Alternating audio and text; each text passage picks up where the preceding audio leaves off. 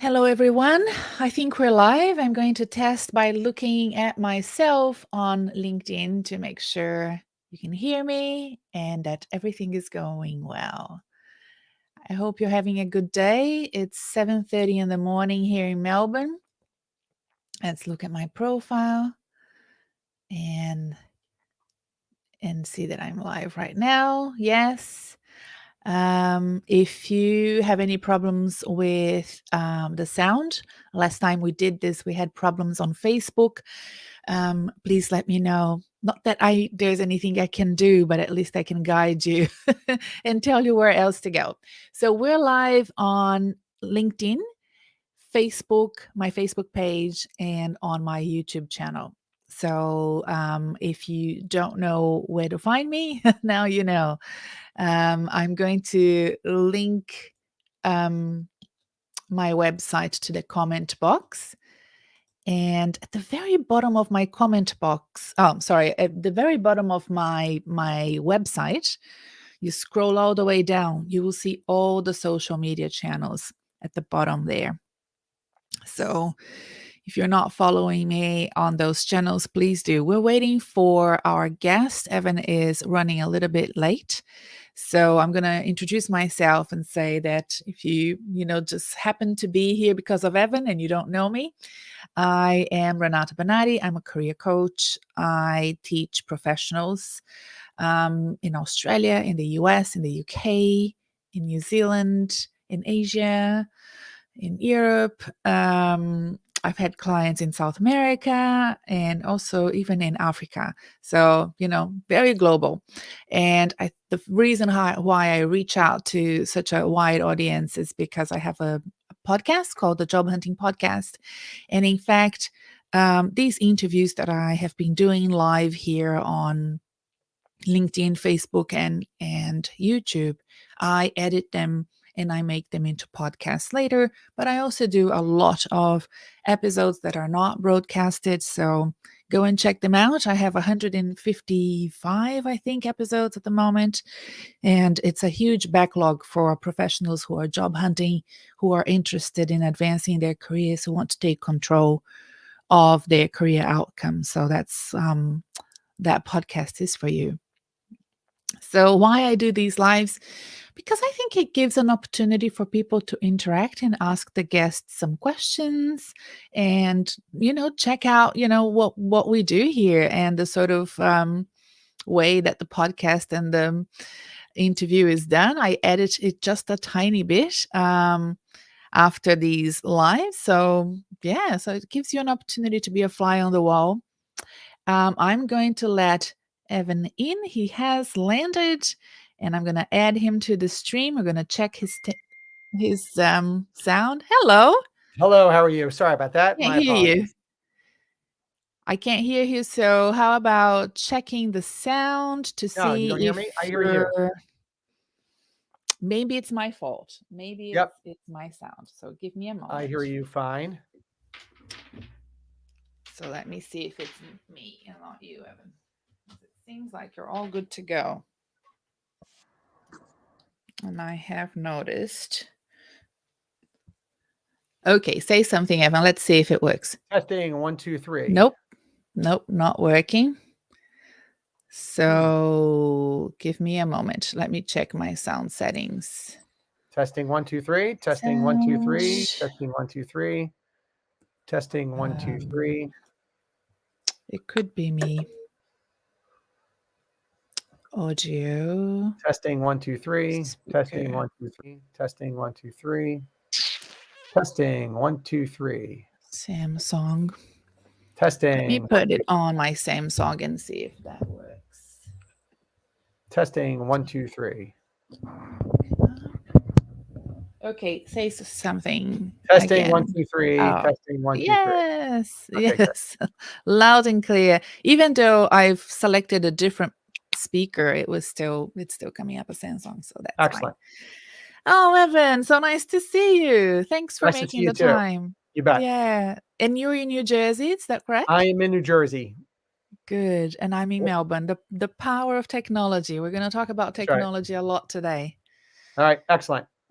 Okay. I'd love to start by asking you about your own career trajectory. I checked your LinkedIn profile and I noticed, quite an interesting career, lots of acquisitions and you being quite an entrepreneurial, probably pivotal piece of the puzzle in many of those interesting transitions in the businesses you worked for. But I'd love to hear more from you. Tell me about your career and what led you to become the CEO of recruiter.com. Yeah. So, I started my first company at the age of 21, right after business school. I went to NYU Business School, graduated at 21, started a company in 1989 in mobile computing.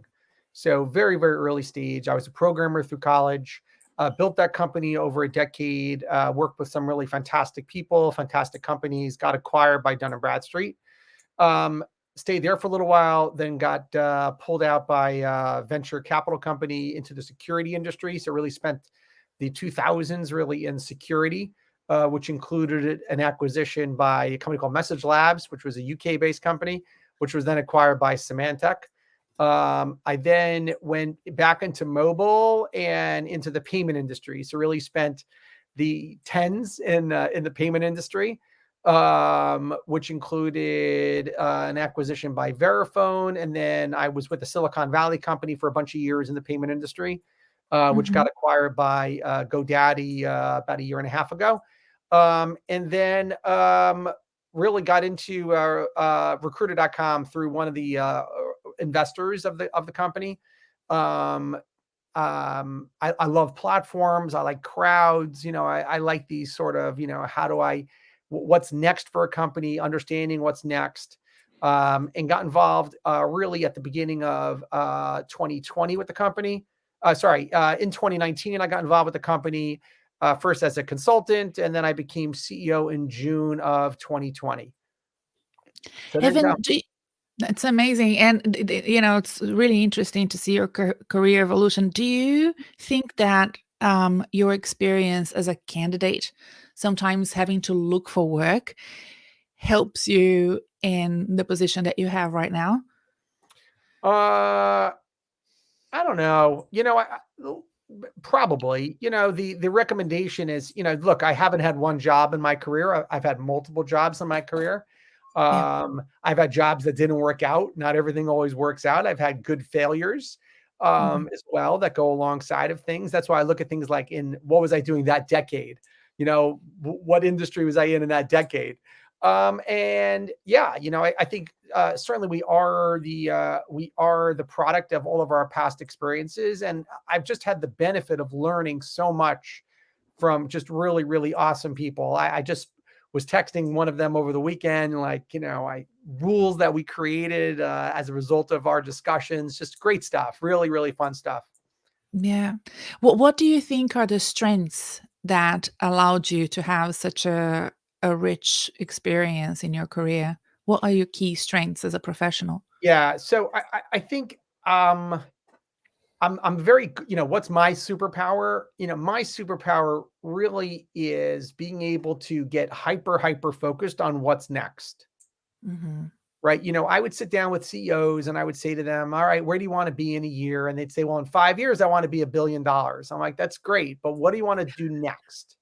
Like, Yeah. what does next look like? And I think that the challenge that we have as companies is, you don't, I had a manager who said, you don't build a building isn't built starting with the penthouse, right? It starts with the first floor, the second floor, the third floor. That's how you build a building. We want to get to the top floor, but you don't get there immediately. And I think companies are the same. What do you got to do next? What comes next? And we all want to build that penthouse, but you got to build a foundation, and you really got to get clarity on what comes next. And I think the mistakes that when companies sometimes make mistakes, it's that they leapt too quickly. They went from A to C, and A goes to B, and B goes to C, and C goes to D. Mhm. Yeah, no, I agree. Having been an executive in business transformation, it's sometimes hard to re-engineer plans to reach the ultimate goals that companies are good at projecting. So, that 30-year plan, that 20-year plan is usually easy to do. but operationalizing it can That's be right. That's difficult. right. I had a CEO 1,000 years ago who he would draw two circles on a line and go, see, I solved the problem. And I'm like, that's not how you solve a problem. I'm like, that's how you draw a problem. That's how you draw a solution. Good point. Now, you must have been, very interesting throughout your career to work with, Evan. And then now, as CEO of a company that is at the cusp of change. I mean, this is the interesting thing about your conversation. You're working with the employers and trying to identify solutions for them. I'm working with candidates, um, educating them on how much has changed in the recruitment and selection of talent, right? So the technology has increased exponentially, especially, I believe, during the lockdowns and the pandemic. And it has now um, gone up to all levels. I have had C-level clients of mine who have had to do straight to camera interviews, and used technology that was a few years ago, maybe 4 years ago, used to hire graduates, right? So that Right. has now sort of really permeated the entire recruitment and selection process. So that future of recruitment is where you are now. You're working with recruiter.com. What do you think will what do you think candidates will encounter now when they're looking for work they have not seen before? Like if somebody has been in the same job for 5 Yeah. years and now Yeah. they're like, "Okay, there's a great resignation, quiet quitting. I want to change jobs as well. I want to hop So on this yeah, bandwagon." let's double click into this. So first off, Okay. let's look at some fundamental changes. Mhm. So if I asked you 5 years ago, right? So now it's October 2017, and you saw a candidate or an employee who was 31 years old and they had been at the same company for a decade. You would probably describe them as committed, loyal, steadfast, right? Now, Mhm. October 22, how would you describe that person now? Risk averse, stale, not willing to change. So the what's changed, right? The person hasn't changed. That 31-year-old is the same 31-year-old 5 years later. But what's changed is that the availability of options as employees has never been greater. I am Mhm. jealous of the new crop of employees. I'm jealous of them because there is no, I'll give you another one. You started a company, you saw a resume of someone that was at a company for 6 months and left. You would look at this person and go, huh? Oh man, that's red flag, red flag. And if you interviewed them 5 years ago, they would say, look, it just wasn't a good fit. You would say, red flag.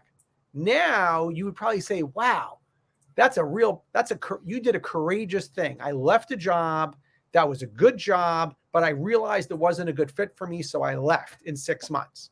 What's changed? And what Mhm. has really changed is that the availability of jobs, certainly in the knowledge worker, has never been greater. Think about all the jobs that you never looked at because they were geographically undesirable. It doesn't exist anymore. My first company, when it was acquired, I was offered a good position in the company that acquired us. They wanted me to move to Atlanta. Not going to happen. No one would do that today.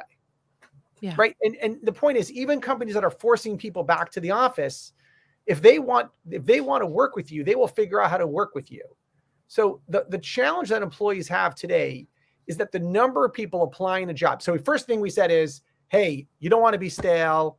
You want to be current. You want to be exciting. You want to have an exciting path. The Mhm. second thing that's really changed is, when I was a kid applying, when you were applying for jobs in 1990, right? You found really cool, thick resume paper, right? You printed up your resume, you typed up your cover letter. And if you sent out 10 resumes, you were considered aggressive. 30 Yeah. resumes, you were considered crazy. Now, applying for, I call it the Zappos effect, right? Applying for a job is like ordering shoes on Zappos. Who cares? Okay. click, click, click, click, click. And if I don't like it, I won't do it. And so there's so much noise now in the process that the challenge that your audience has is how do they rise above the noise? That's really the challenge. There's so much noise. How do you rise above the noise? Yeah. For the employer, the pool of candidates has expanded, right? So you can hire, like you said, geography doesn't it's not a barrier anymore. And you have all of these interesting people now educating themselves to be more courageous for their careers and applying for jobs more often and more That's right. regularly. That's right. So you have all of that happening. And then, but for the candidate, how to rise above the crowd is so hard. I have clients in the United States. It doesn't happen so often here in Australia. It's a much smaller market. But I have clients at director level, for example, applying for a job, and 300 people would have applied for that same job. That's right. It's a lot of people for a senior position. That's right. Yeah. So how do you then stand out? And you're also, from an employer's perspective, looking at identifying those top 10 candidates, right? That's right. So, the answer is be the top 10. Find a career, find a job where you are the top 10. That's the easiest one, right? When I would get calls, oh, I'm being ghosted. A company's hiring who they want to hire, right? Let's assume they're not stupid, right? Let's assume the employer for a moment isn't stupid, right? They want to hire who they want to hire. So why don't you figure out, as a candidate, where are you going to be the top 10? Go figure that out. Where are you going to be the top 10? Now, maybe that's where the company, if you're willing to work in an office, find a company that only wants people working in the office, because then that's easier, right? Don't go for the remote job, because then you're competing against the world. Go for the job where they want people coming in 3 days a week, et cetera. Right? Or, hey, you know what? Don't push your salary to a level that's ridiculous. Stick to a salary level that makes sense. Yeah. It's sometimes even counterintuitive for the candidate to niche down like what you're suggesting. I was having a conversation with a friend of mine over the weekend who's looking for a job, and he said no, and I, on LinkedIn, I expanded everything. So I said I can do strategy, I can do HR, I can do finance, and I'm like, no. That's actually because he wants to change jobs so badly. Yeah. He's spreading himself into different buckets, whereas ideally what you want is to rank really high. And I explained to him the concept of algorithm and how you're going to show up in a search if people are looking LinkedIn to scout great candidates for a C-level position. And I'm assuming that, the same happens with an organization like recruiter.com. If you're going to identify the top 10, right, that person needs to look consistent on their resume. What they stand for and what they're good at needs to show up in a way that is picked up. Let's separate out the passive candidate from the active candidate, right? Because your audience are active candidates, right? Yeah. So here's a good statistic. In the US, 70% of all jobs are found through a referral, which includes a recruiter. So that means that if you apply on LinkedIn to a job, you have a 30% chance of getting it without doing anything. I hate those statistics. Yeah. Those statistics really, really suck.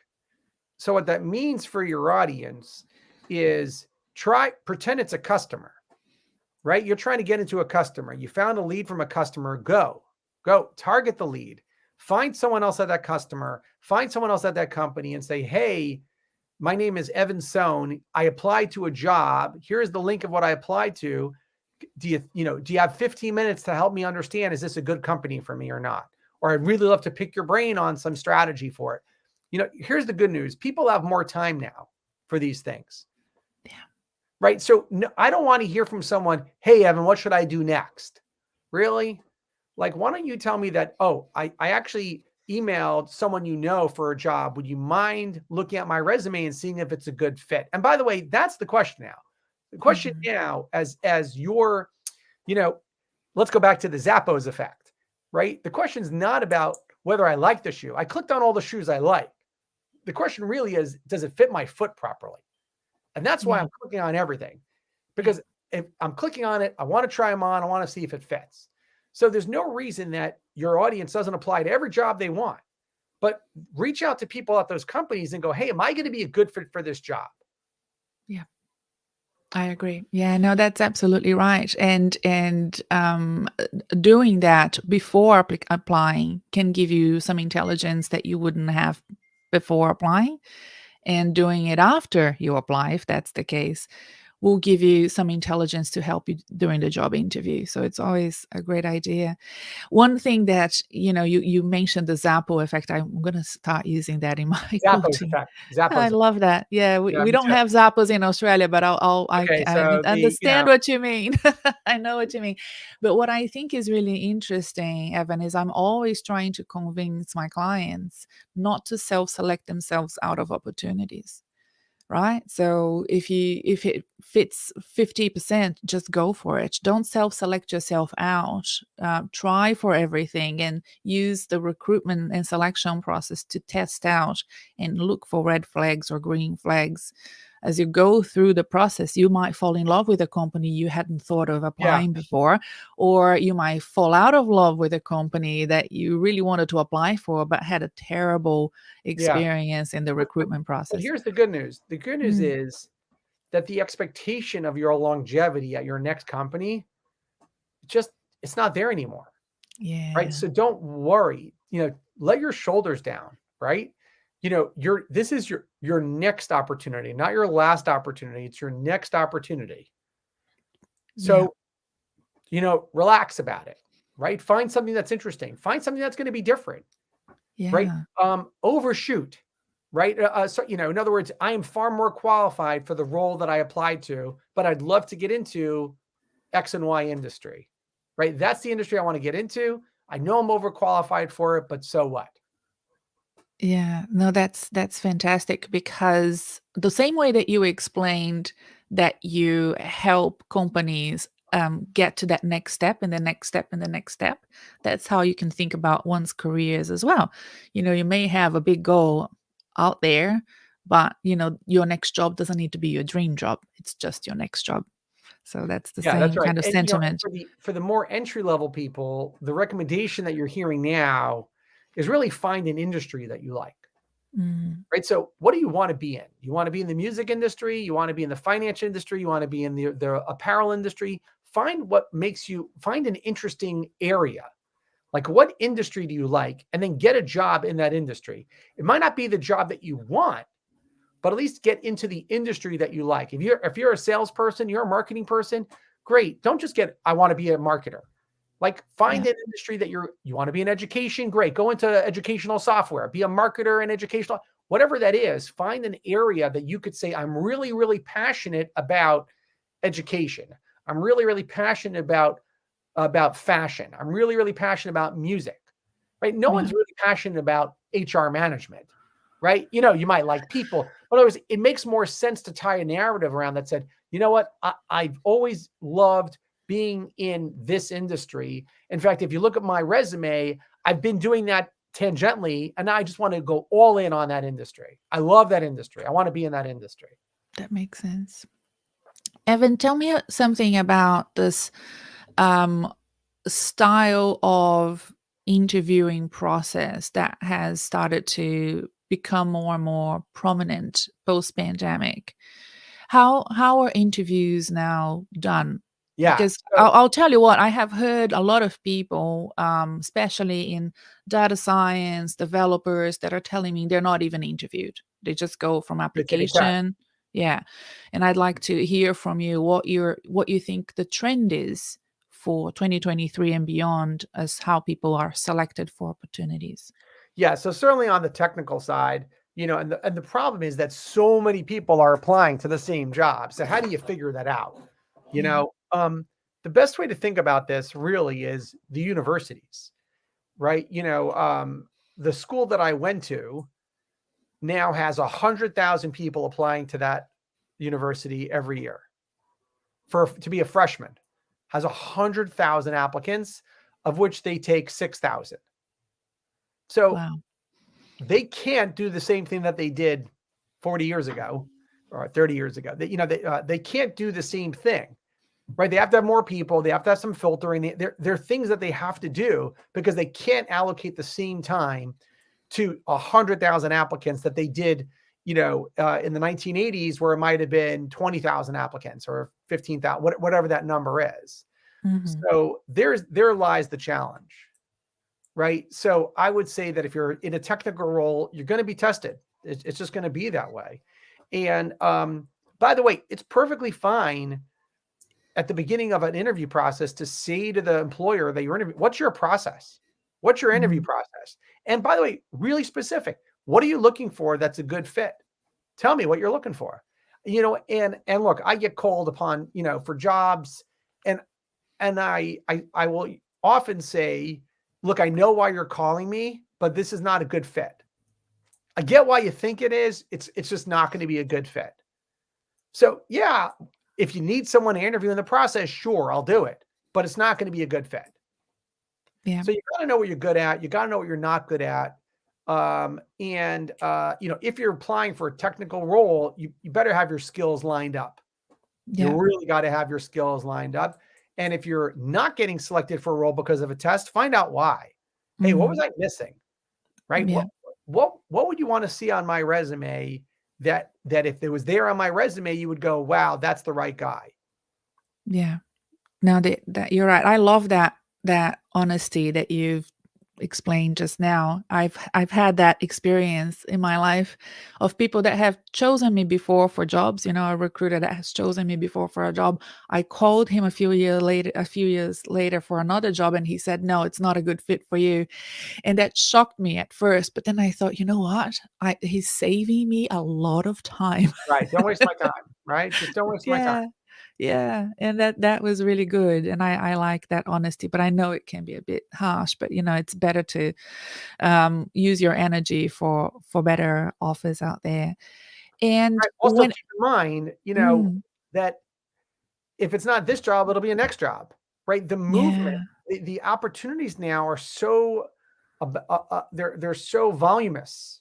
yeah, Right? There's so many opportunities now out there. mhm, So you don't get one, you'll get another. yeah. One thing that I have noticed that has happened a lot, especially with my clients in the US, is the level of detail that the recruiters are sending candidates to help with their preparation. There's really no excuse for you not to be prepared because there's just such great um, protocols in place to support people going through recruitment and That's right. selection. And look, And I, when I get pitched mm, for companies that are pitching me, they're trying to sell me something. If they don't do any research, tell me about recruiter.com. Really? Like, really? You want me to tell you about it? Go online, go check it out. Like, don't yeah, waste my time. So I think yeah. as a, that's the difference between just ordering shoes randomly or ordering the shoes you want. Yes, yes. No, that's absolutely right. I used to be the CEO of a foundation here in Australia that's like Fulbright, so it has scholarships, and it's named after a person. It's named after a hero in Australia called John Monash, and the amount of people that would apply for a scholarship without knowing who John Monash was. That's So funny. you can't really receive a Yeah. scholarship if you haven't done that research. So completely agree.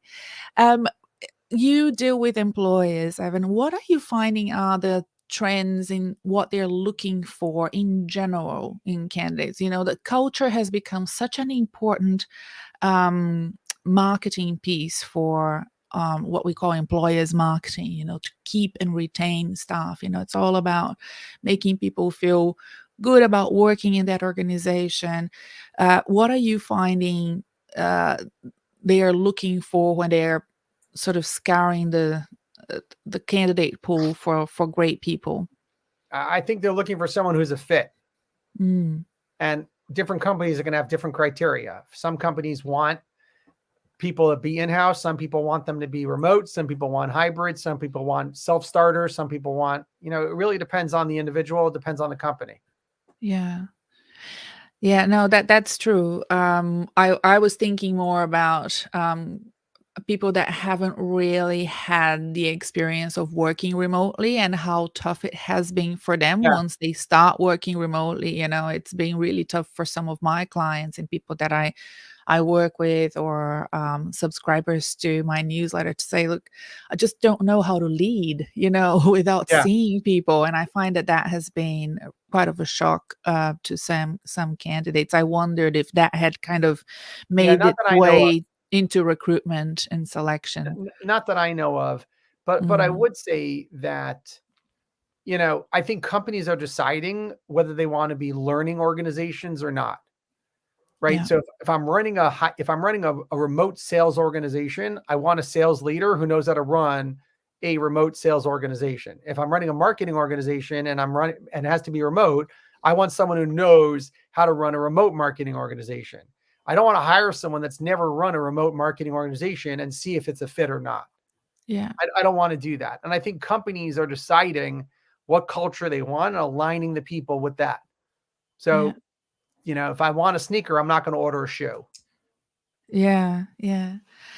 Evan, what's the future of recruitment? When you think about recruitment 10 years from now, Yeah. how do you see it happening? How do you see candidates being selected? I mentioned to you I used to uh, be the CEO of a foundation, and back then we were so challenged by the way that we ran the selection process. It was very formal and old fashioned, Right. and a huge panel with lots of fancy people on it, selecting the candidates. And you mentioned just now, the changes to the university selection process. And will that just keep on growing and make things more and more automated in the future? Is that how you see it So, happening? so here's the interesting thing. The interesting thing is that regardless of how automated we've become as a society, right? I go online to order flight tickets. I don't go a travel agent anymore, right? I go online to book a hotel. I don't call up a hotel operator. I go online to buy a stock. I don't have to call a broker anymore. The reality is no one's walking into a business today without actually speaking to somebody. So we all have to sort of come to grips with the fact that there are going to be a few realities. No one is walking into a restaurant to be a waiter at a restaurant without actually speaking to somebody. It's just not happening. Yeah. So that means that there has to be a human interaction at the end of that hiring process. So the question is, when does it happen and how often does it happen? So I think the future of recruiting is that it's going to be happening a lot more frequently because people are going to be moving around than ever before. We're going to rely on our tools and automation to help filter the process, interview people, get all the data together, test people, make sure they're aligned. But at the end of the day here, I'm going to want to meet you and say, yes, you're the right person for this role. Come on in. Mm, Now, I think the other thing that's going to happen is that the speed of which this happens is also going to be expedited. We're not going to spend 3 months trying to hire someone. Again, edge cases aside, right? We're not going to spend 3 months to hire someone who might only last for 6 to 9 months. We're going to be moving it around much, much, much faster. So the old school way of saying, well, you got to meet with Steve and Steve is out next week. And so let's make sure Steve should be on the calendar for a week from tomorrow. Steve comes back and now you got to meet with Mary and Mary's away. Like we're going to try to, that process has to get expedited. And we got to be moving things much, much, much faster because there are yeah. more people getting hired than ever before. Not just more people quitting, there are more people that are getting hired. And we have to Yeah. move that process around as fast as possible. Oh, Evan, what you have described is exactly what's happening at the moment with my clients. The amount of time spent in the recruitment and selection of candidates and additional steps that are included, oh no, now you have to meet with somebody else, and now you have to meet to somebody else. And then at the end of, from some of my clients, you don't get the job. So it add to the frustration for the candidate pool. Right, And but what I'm the assuming company it's has a to huge cost for the company. yeah, and what the company has to recognize is that the day that I apply for a job is the same day that I apply to 4 other jobs. So Mm, if you want the best talent and you're considering me the best talent, if you're not moving quick enough, you're going to lose me to someone else. So I think that's just a recognition on both sides of it, that things are really just going to be moving much, much, much faster. Yeah, no, I hope so for everyone's sake. Do you have any like I ran out of questions for you, Evan. Excellent. You've been No, this is so great. I feel like I can get this conversation and cut it into, 1 minute wisdom nuggets from Oh, you. great. Like there's so much content there that will Super. help people. Well, thank you. But do you have any last advice or any final tips you want to offer? Yeah, everyone in this world is more valuable today than they were 5 years ago. From the factory worker to the restaurant worker to the Java developer. The question is who you more valuable to, and go find that person that you're more valuable to. At the same time, our priorities have really changed. I grew up in a world where money solves all problems. It doesn't anymore. People want work-life balance and all the other things that come with a balanced work life. And so figure out who you are and then find a job that aligns with those roles. This has been a pleasure. Looking forward to chatting in a couple of months, and let's see how we do. Thank you so much, Evan. I'll keep in touch with you. You Thanks for bet. your time. Cheers. Bye-bye. Bye.